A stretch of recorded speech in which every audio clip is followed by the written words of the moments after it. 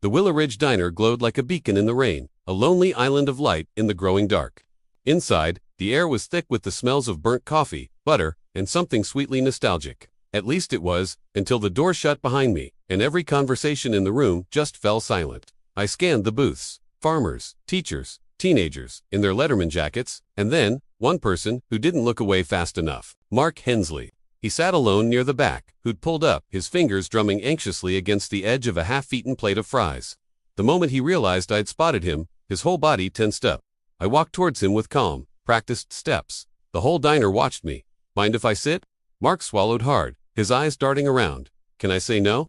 No, I said, sliding into the booth across from him. For a long heavy moment, neither of us spoke. The rain beat against the window in quick, nervous taps, a rhythm matching the frantic beat of my own heart. It's not a good time, Mark finally muttered, his voice low. People are already talking. They've been talking since Jonah died, I replied, keeping my voice steady. What matters is what they're not saying. His eyes flicked toward the waitress, then to two older men, whispering at the counter.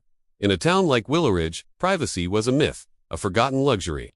Jonah was my best friend, Mark said, his voice cracking just a little. You know that? I also know you're scared, I countered. And people don't get this scared without a reason. Mark's jaw tightened. I didn't do anything. That's not what I asked. He looked away, staring at his own distorted reflection in the rain-streaked window. It wasn't supposed to involve him, he whispered, so quietly I almost missed it. I leaned forward, my senses on high alert. Involve him in what, Mark? But before he could answer, the diner door flew open with a sudden bang, letting in a gust of wind and rain. Sheriff Miller stepped inside, water dripping from the brim of his hat. His eyes swept the room like a searchlight, sharp and unforgiving, until they landed on Mark and me. His expression hardened into a mask of pure disapproval. He strode towards our table, his boots heavy on the linoleum floor. Detective Cole, he said, his voice stiff. Didn't know you'd be conducting interviews without checking in first. I didn't flinch. Didn't know I needed your permission. Miller planted a hand on the edge of our booth, leaning over us as if to claim the space. Mark, he said in a low, almost threatening voice, you should head on home. This isn't a good time to be stirring up trouble. Mark swallowed, nodding way too quickly. He slid out of the booth, deliberately avoiding my eyes, and hurried out of the diner. I watched him go, a crucial piece of the puzzle slipping through my fingers. Miller didn't sit down. He just lowered his voice, the warning clear. Tread lightly, Avery. You're not in the city anymore. I stood up, pushing past him to leave. No, I shot back over my shoulder. I'm in a town where everyone's lying. The next morning, I drove to Willowridge High. The hallways were a living memorial. Bulletin boards were plastered with tribute posters for Jonah, flickering candle drawings and notes scribbled by his classmates. I interviewed 3 students, then 5, then 10, and with every single interview, a chilling pattern emerged.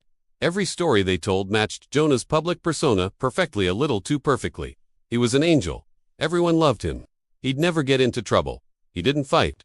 He was happy. They used the same adjectives, the same practiced pauses, the same wide-eyed, innocent expressions.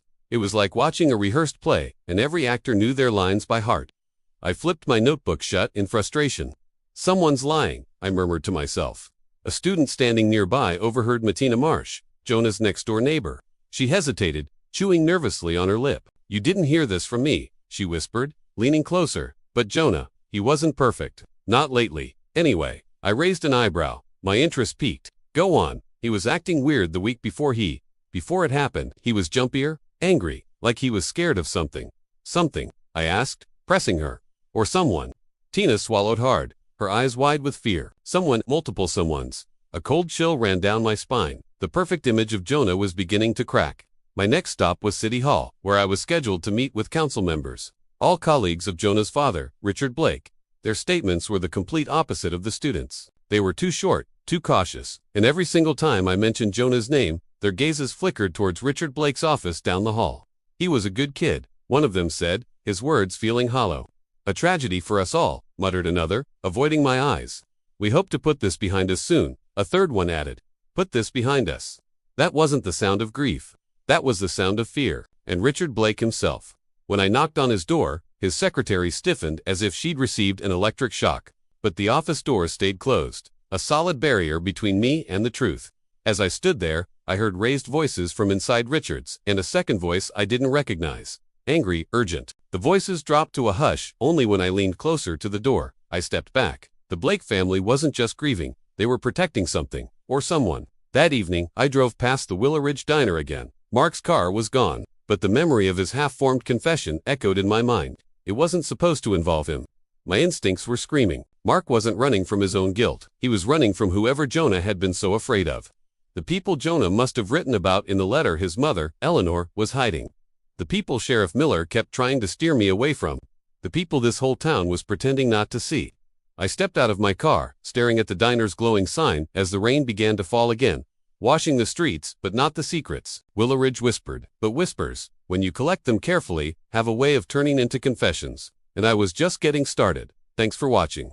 Don't forget to like this video and subscribe to see what happens next.